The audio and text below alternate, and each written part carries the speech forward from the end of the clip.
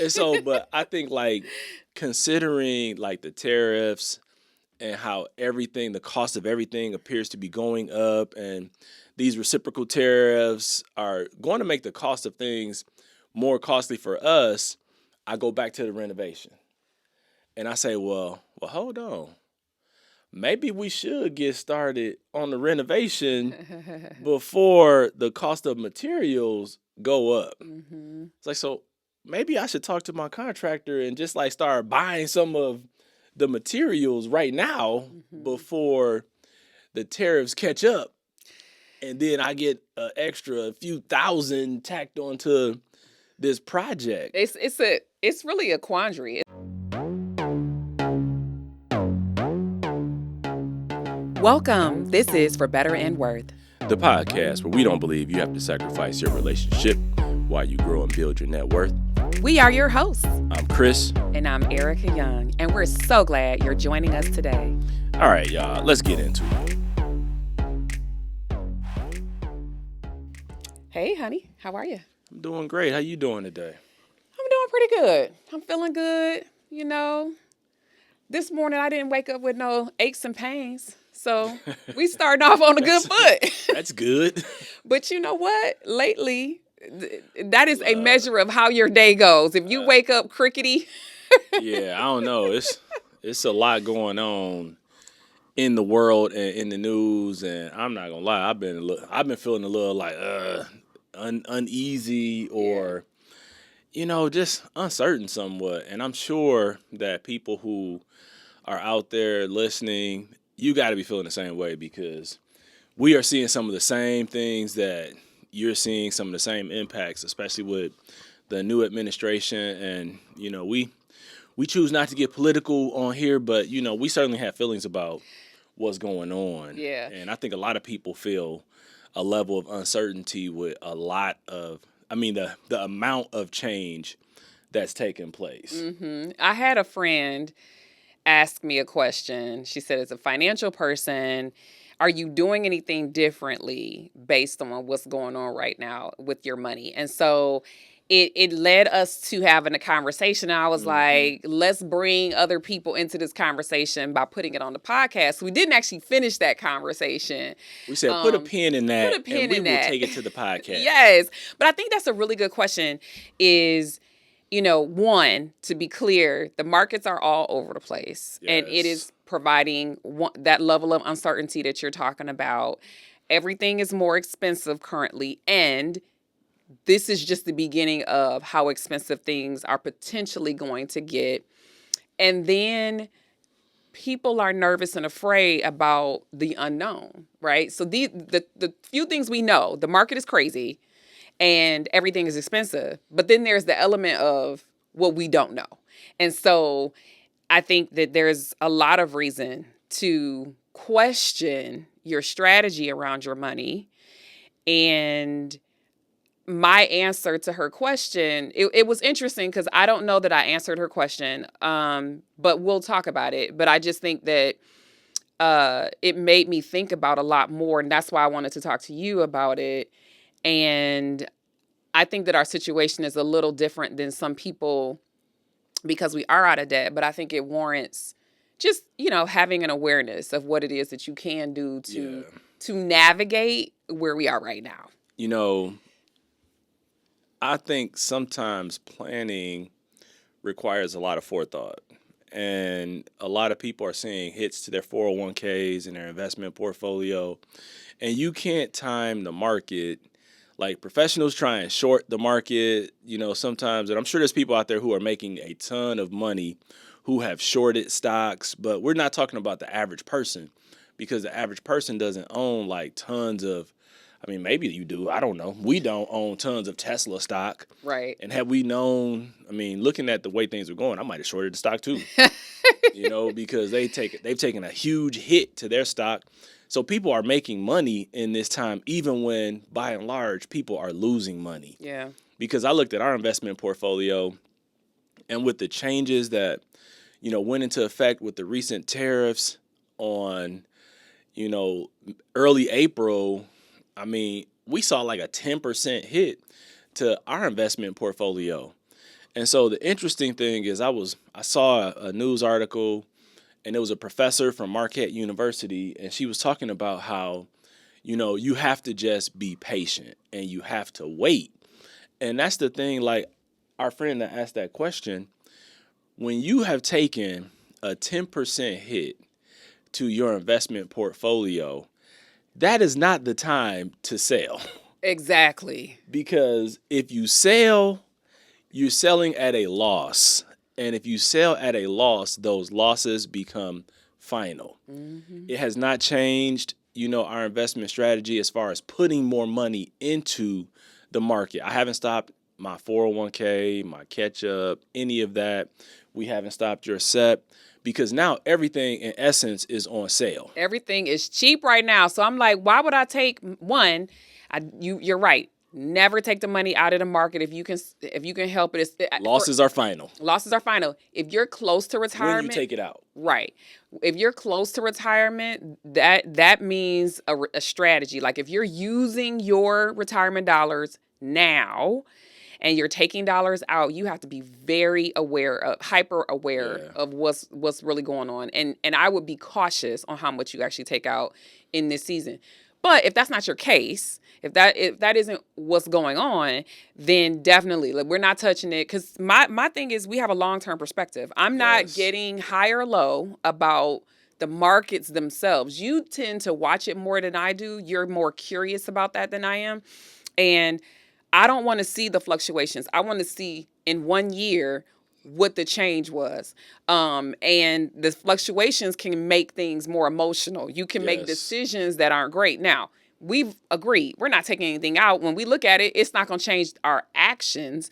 But I do think that it can be nerve-wracking. It can be scary to see Yeah. your investments fall 10%. I think you said a couple things that I have to digest from that.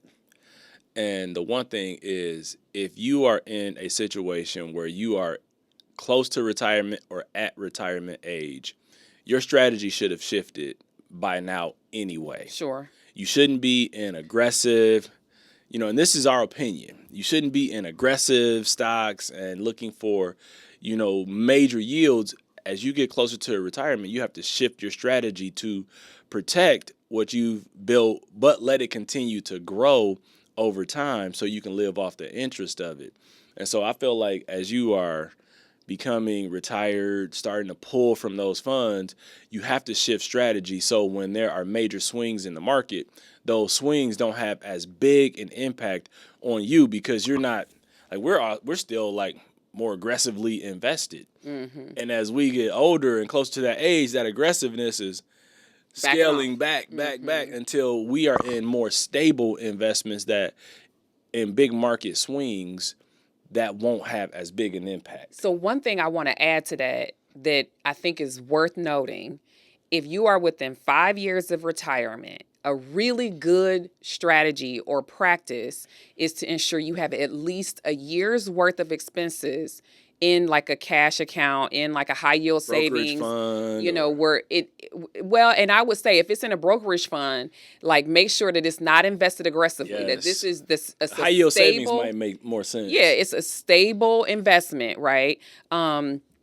So that you're not seeing the fluctuations with that money. Here's why. If somebody has a year's worth of expenses set aside in that account right now, and they are dependent on their retirement dollars, and the fluctuations are occurring with their other money, they still have a year's worth of money where they don't have to Right. pull from it and make those losses And let the final. market give the market right? time to settle. Yes. And so if you have that, then that's a safeguard. And so I would say at least a year's worth of expenses if you're within 5 years of your. You so smart. I'm just saying, because then I'm glad I have you on my team. but you know what? Let's be clear. You're the one who wants to ensure that we have a year's worth of expenses. We don't quite have a year's worth of expenses, but you're the Getting one. there. You're the one. But I think that when you're within 5 years, it's a must. It really is a must. This is why Yeah. you have to get out of debt. This is why you need to be saving for retirement. You need to have a cushion between your budget and expenses, because frankly, you need to make sure that you have that money. I think that's a huge like game changer. If you have those kinds of funds, then you're not as moved with the fluctuations of the Yeah. market. And I think where our conversation went was you asked me a question about would I do things differently right now? Yeah. How would I approach things right now? And I think we've talked about on the show, we have plans to do like some renovations at home with some bathrooms, and we're to the point where we're ready to act upon those. And I was like, well, I don't know. Because we're thinking about, we're planning to buy a car next year. And I was like, I don't know. I'm starting to rethink all of this. Like, maybe do we just hold for a period of time to keep cash on hand, because I'll be honest, like we are aligned on a lot of things, and some things we see things differently. But I really believe it's that difference that protects us on both sides. Right, exactly. Because there's been times when I've said we need to just save. Yeah. And you were like, well, why do we need to save like all this money? And I was like, I don't have the answer, but we need to do it. And it was kind of like, we're going to err on the side of caution and just save. Yeah.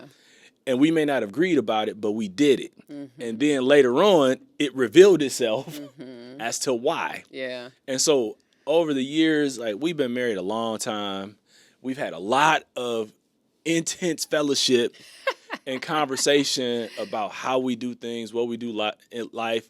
And ultimately, we will agree on a position. We may not fully agree on it, but we will, commit to what we're going to do and be on the same page.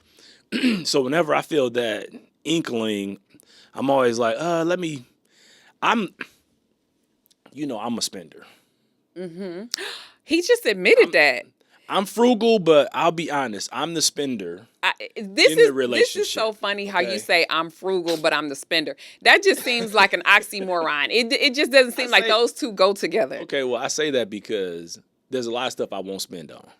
And there's a lot of stuff I'll fuss about spending money on. Because you don't think it's worth it. Right. I don't see the value in it. Right. And then there's other things that I'm like, yeah, I want this. I'm going to do this. So, yeah, I want to go there. I'm free to do other things. And they turn out to be like big ticket items. And you're like, how are you so free to do this, but you fuss about these little things? And how I'm different is I don't want to spend a lot of money on anything. Yes. I'm not interested in spending. Like there was this bag I was like, oh, this is cute. I really would love to spend it. But I have never spent that amount of money on a purse. What did I say? He was like, why don't you just get it? And I was like, that's kind of above my threshold for what I want to spend on a bag myself, And so I still haven't bought it. I still haven't done it. Because I love you, I was just like, just get it. You've been looking at the bag for months, a year, like. Just do it if it's gonna make you happy. Like life is short. Well, and I'm not telling y'all to go out there and just be life short moments all the time. But whatever you want. But that's the difference between you and I is that I don't like money leaving my hands like that. You don't think about it like that. You're like, well, this is worth it to me, so I want to spend the money on it. But I think you bring up a good point in that you're reconsidering the bathroom purchase or remodel, the money that will go out and saving the money. And so I think that that's a good thing to consider in this season of uncertainty. Whenever there is uncertainty, save money. I said, let that money save money. Let that money sit in our high yield savings. Let it continue to get some interest, income, and we can slow pace it because right now we got a lot of moving parts in life that we don't even have time to commit to a project. So we're not, okay. I'm not, in my mind, I'm like, I'm not ruling out that we won't still do that. I think that would still be, I would be open to doing that, but I don't care if it happens. It doesn't have to happen this month. It doesn't have, and if we decide that we're going to wait, let's say until January, I'm not going to be mad. It's just, this is something you consider, like, is now the right time to get a big purchase or to spend a certain amount of money? If you're uncertain, maybe that's where you redirect. Right. The other thing that she was alluding to in her question was, since it is on sale, do you invest more? And we're pretty much maxing out our investing options. Like there may be a couple more smaller things that we could probably do. Other options. But we're maxing out what we can set aside for retirement. There just really isn't a whole lot of room. But if if you are only doing, for instance, the match at your employer, Bump that up. you could bump it up and get everything on sale right now, and you'll see those. Like, I trust in our economy. I trust Yes. that long term, that us buying it on sale will pay off for us in the long term. But if you don't have that wiggle room and you can't get, it doesn't make sense for you to invest more in this season, maybe that's not something to consider. But I think that getting it on sale is a good thing. And so it is And something to think about for people. If they yeah. want to say capitalize on this right now, you kind of have to think about, how are the folks who are benefiting from this downturn making it work? And that's something they're probably doing. I think it's twofold. I think that's one side. Mm-hmm. I think the other side of that is people who are just seeing their investment go down and begin to panic. Mm-hmm. And I think on that side, you Yeah. have to just remain patient, because that's why when markets are high and when markets are low, they balance out. And that's why dollar cost averaging works, Mm-hmm. because in high times, they offset the low times and they come into alignment. And over the course of time, you will typically see gains. And that's where you have to be comfortable. And I think there is benefit in having experience and knowledge from the past, Mm-hmm. because I always go back to 2008. That's my reference point. Yeah. It's 2008 with the housing market crash and how stocks went way down, and even COVID. We had one of the largest drops historically, but it all came back. And this drop recently was bigger than the drop during COVID. And so I have to go back and I have to personally reset my mindset. Mm-hmm. And I have to say, okay, in 2008, we saw, 10, 20% of our investment go down. And then I fast forward to 2019, before COVID hit, and we saw a drop. All of that money I lost had come back, and I got more because I stayed in the market. I continued to buy shares, and I was buying those shares lower. So when they went up, I realized those gains, and my overall investments went up. So when it went down in COVID times, I was like, you know what? I don't have to worry about this because the market will rebound. I'm not within that 5-year window of retirement, so I don't have to worry, because the highs and the lows are going to offset, and I'll see gains over time. So even this recent 10% loss, I was like, okay, don't panic, don't freak out. It will be okay. Yeah. You just got to be patient. And that's hard to be patient sometimes when you see Yeah. those gains go down. Well, and we've been working professionals when 2001 hit, when 9/11 hit, Mm-hmm. and saw that rebound within 2 Man, months. that was 24 years ago. It was. And then we also have been in the market when the housing market crashed in 2008, 2009. We had two houses. And we were affected by that in our Yeah. and so we have history Yep. to build upon, to see that you can recover. It's going to be okay. When we took some hits. We took some hits with our real estate. We took some hits in our accounts, and we still were able to rebound and get to where we are today. And so that history helps us to Yeah. know it's going to be okay. And so for those who don't have that history, just know, one of the things that might be good for folks to do is to look at the investments that you have. So, like, for instance, if you're working, and you're putting dollars into your 401k, look at what you're invested in and look at the history of that particular mutual fund and see the fluctuations, because it shows it, and it'll show you over a 10-year period, it still was an 8% return, let's say. And that should give you a little sense of calm, like, That's okay, true. over time, even the money that I have, my money, like the places where I put my money, is going to work out okay. And so fear is likely based on the unknown, but when you find out what you need to know, your fear can reduce, your anxiety can reduce, your worry can reduce. And so I think that could be good practice. Those are good points. Yeah, so we just need to be in action. We can't just let, the the talking heads on TV and all of the things that we're seeing all around us be our source of fact or proof. look at your own stuff to ensure over Yeah. time this is going to recover. I think those are good points because if a lot of people who are invested in their 401k or even other investments, a lot of times it's a year-based fund, Mm-hmm. which try and match it, which try to which tries to mimic Yeah. the S&P 500 because the S&P typically has shown gains and returns over the course of time. And if you're in a fund that mimics the S&P 500, you can go back and you could even go back and look at the S&P 500, Mm-hmm. and that's probably a better indicator. And if your fund matches that, like that 10-year period, it takes into account some of those windows Yeah. of downtime. Yeah. And you can Yep. see, okay, the market had this huge drop, but Yep. then boom, it It was went back back up. up, and Yep. then it had this drop and went back up, and so you can take comfort in that. Mm-hmm. I think for me, it's just being taking caution and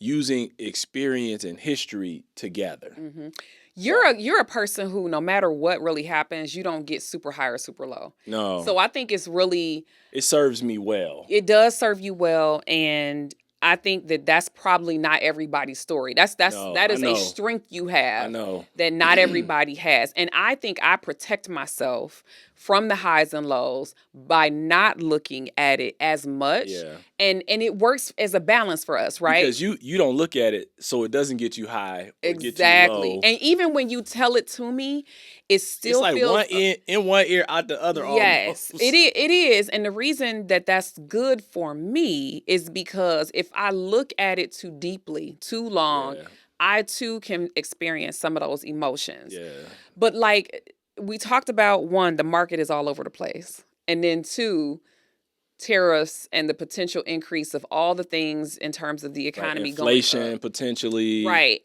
And so I want to talk about that a little bit and how do we navigate that in this season too. Um, it's so funny because our daughter came home from college and she was like, "Oh, y'all got eggs. Y'all rich." I think it's funny because we went to the grocery store and they got eggs, so we bought them, Yep. and we already had some. That's right. So she came in and saw like 2 cartons of eggs and was like, "Oh, this what we doing now?" Well, and the reason we bought them is because we had gone to Costco and they had zero eggs. They had Right, no eggs. And so when we found them at the grocery store, we were like, "Oh, we got to get these even if we don't need them." right. You And know. she was like, "Oh, this what we doing now?" And so, but I think like considering like the tariffs and how everything, the cost of everything appears to be going up, and these reciprocal tariffs are going to make the cost of things more costly for us. I go back to the renovation and I say, well, hold on. Maybe we should get started on the renovation before the cost of materials go up. Mm-hmm. It's like, so maybe I should talk to my contractor and just like start buying some of the materials right now Mm-hmm. before the tariffs catch up. And then I get an extra few thousand tacked onto this project. It's really a quandary. It's a catch-22 It is. because we went to a store and we were looking at just the last two items that we want in our living room to finish things off. And they're not cheap, but they're also not like astronomical. But tariffs would increase that price by $100, $200 Right. likely. And I'm not trying to pay that, right? And so you asked the lady, you were like, "So if I buy this now, if I put this down, even though it takes 4 months to get this," I was really joking. you were joking, but you were like, "If I pay this now, they're not gonna try and catch me with some extra tariffs later because it's taking 4 months to get to me." And she was like, "No, this is your price. It's like a You're contract." locked in. But it which I made knew. it made sense to think about it Right. because if that same item In in 4 or 5 months 4 or 5 months turned out to be a whole $100, $200 more, I would be upset. I Yes. will be honest. I would be upset. I wouldn't buy it. I wouldn't buy it. I mean, that's I the wouldn't honest buy it. truth. And so I'm like, it does. We On kind the of, principle. we weren't really. I'll put it this way. I wasn't serious about buying the item yesterday or the day that we went, right? I wasn't serious. However, it made me get more serious because I was like, wait a minute. I actually do want this, and I Yeah. don't want to have to wait a year before everything shake out, you know what I mean, to have it. And so I And thought it, about it it. may have just been that the fabric is imported, Yeah, or a component of it is imported that's right. in the manufacturing of this chair we're trying to Mm-hmm. buy, or this whatever, a component of it that can Mm-hmm. change the price of it. And I was like, man, it it's like a yin and yang. Like on one Yeah. side, I'm saying, well, maybe we don't do the project because I Mm-hmm. want to be in a cash positive position just to ward off any unknowns. Yeah. And having cash on hand can help you respond, help you weather the storm of things that come. Yeah. But then on the other side, I'm like, well, wait a minute. If the price of everything goes up, Yeah. I'm going to pay more for the same project that if I do it now before all this hits. So it's like it's a And you yin and a also yang. you also brought up, because we really want to pay our house off. Hmm. And you early. Oh And you man. also brought up, what if we prioritize paying that off this year? Because we're within the window. If we don't do the actual bathroom renovations, it is a real possibility for us to pay this off. And so that got me thinking. I'm like, that's interesting. I don't have an answer, but it makes me Right. think. And then, Then I threw another monkey wrench in it too. what was that? Because I was like, well, what if we don't pay it off and we Oh, just ride the next 2 years out? and I didn't like that. That's Right. so this is the thing. I think you have to prioritize what's important to you. And I think it's hard to just choose one or two things that's the highest priority, because we want everything to happen. Yeah. And so you have to think, making this smaller purchase that we were looking at recently is a fraction of the bathrooms. And to be honest, that's an easier yes than the bathrooms being a yes, Right. or paying off the house, I being a was yes. much more willing to say yes to Correct. this, Yeah. smaller purchase than this, much larger purchase. And it's a project to do the bathrooms, which Right. means it takes time. It's very inconvenient. You're all in, and likely, I mean, typically, you're with any type of renovation, you're going to spend more than you think. You have to You're have you're some going to spend more margin. than you think. You better have some margin built in, because Right. projects, they start tearing things out, Yep. uncovering stuff, Yep. and you feel like, oh man, I need to have A cushion. a cushion, a margin of cushion in there, so Mhm. you can respond. And 'Cause- so I think that it's a lot to think about. I don't know what other people's situation is, but when we're talking about the price of everything going up, you do have to prioritize. I actually talked to a client recently, and we were discussing the grocery bill, and they just really feel like the numbers that they have been putting down there are no longer real. And I'm like, okay, let's look at your history. Yeah, that's about right. We need to increase this by a few $100s. But the other side of that is, what are you throwing away? Because typically people will throw away 10 to 14, they say 14% of your grocery bill you don't eat. And right now, I know that there are tomatoes in our drawer that's gonna get thrown away. I already see it. I already know they too old.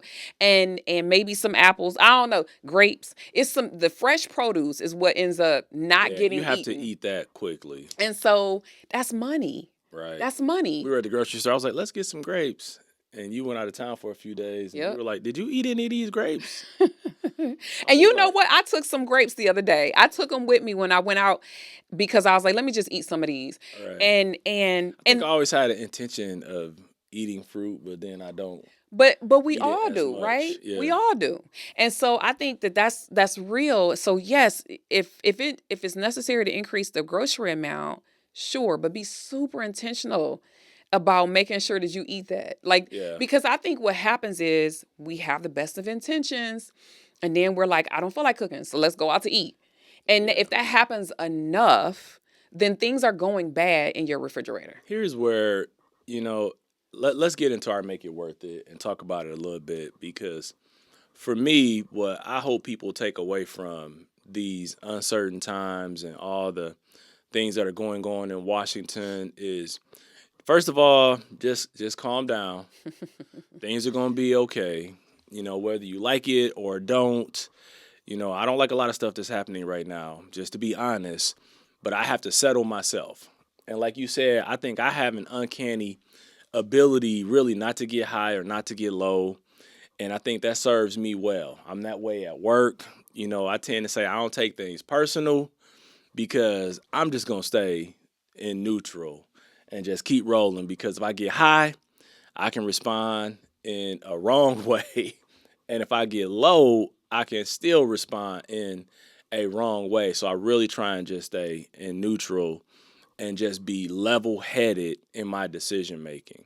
Because as a husband, as a father, as a leader, I want to, one, ensure that I'm protecting my family. I'm trying to give my kids good advice. I'm trying to be a good leader of my home and, with my wife and take her input as we make decisions together.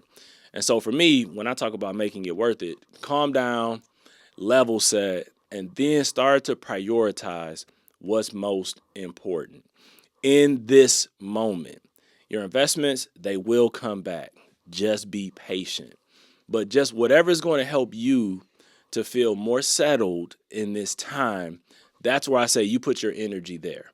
If it means that having a larger savings, pulling back on spending, that's going to help you feel more settled, then do that.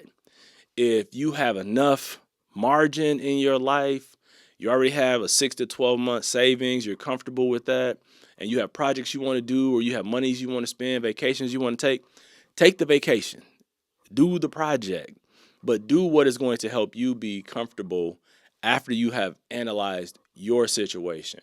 Because if you don't and you respond to what's going on in the environment and in the world, you can make decisions that are impulsive. So I just really say to make it worth it, just slow down, settle yourself, and then determine what is most important to you. So what would you say is your make it worth it? Um, I think that it's important. I think what you said about managing your emotions around it is really important. I think to take that a step further is we need to know what your triggers are, right? I think it's True. if you know what your triggers are, if you know what causes you angst or frustration around all of these things, have a plan to manage that. Like my protection for myself is to not, because I know you look at it. I don't have to look at everything in such great detail with where it concerns our investments because we have a long-term strategy. It's a trigger for me. I know that emotionally that's not something that I'm a long-term investor and I don't want to see the big Yeah. dips because that concerns me. And so I know that that's a trigger. But I also know that it's important really to think about a year from now, what would you like to see changed, adjusted, improved, modified in your finances? And if you can have a forward vision beyond the drama of today, that'll help you prioritize, right? So, who do you want to be in a year from now? That would be the question I would have you answer for yourself so that you can actually make plans today to get there, independent, if possible, of what's happening. Like, because then that helps you prioritize in the next 12 months. That's good. Um, so yeah, I feel like we don't have answers for what we're going to do with our goals that we set, but it's healthy conversation Yes. to kind of think through. You even mentioned, you didn't say it today, but you even mentioned what if we did one bathroom? And there's a lot of options. You know Right. what I mean? I think sometimes we think our options are limited and I We think it think would it's be all or nothing. I'm sure as you continue to listen, we'll share what we've decided to Right. do and when we've decided to do it. But it's it's affecting everybody.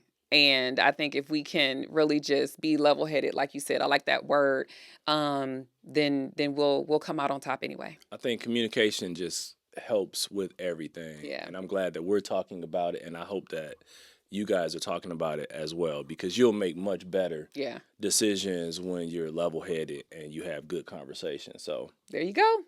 that was good. This was good conversation for us. It was Yes. helpful. This was therapy for us as well. Yeah, because we hadn't really talked it all the way through. So that's good. That's good. But this has been great and we can't wait to connect with you again. So until next time. We're out. Thank you for spending some of your time with us today.